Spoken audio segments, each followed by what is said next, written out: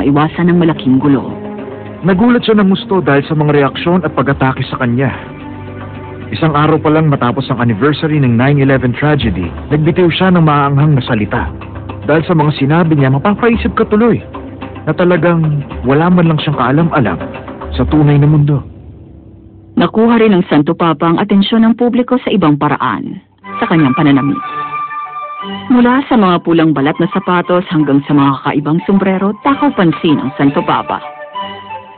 Sa palagay ko, interesting ang paraan na pananamit ni Pope Benedict XVI dahil ibinalik niya kung paano manamit ang mga Santo Papa noon.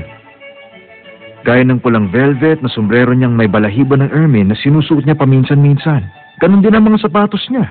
Naging tradisyon para sa mga Santo Papa ang magsuot ng mga bagay na yon ilang dekada o ilang siglo nang nakakaraan.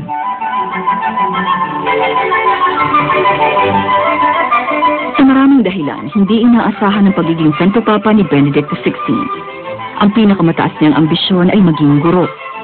Sa halip, naging pinuno siya ng simbahang Katoliko.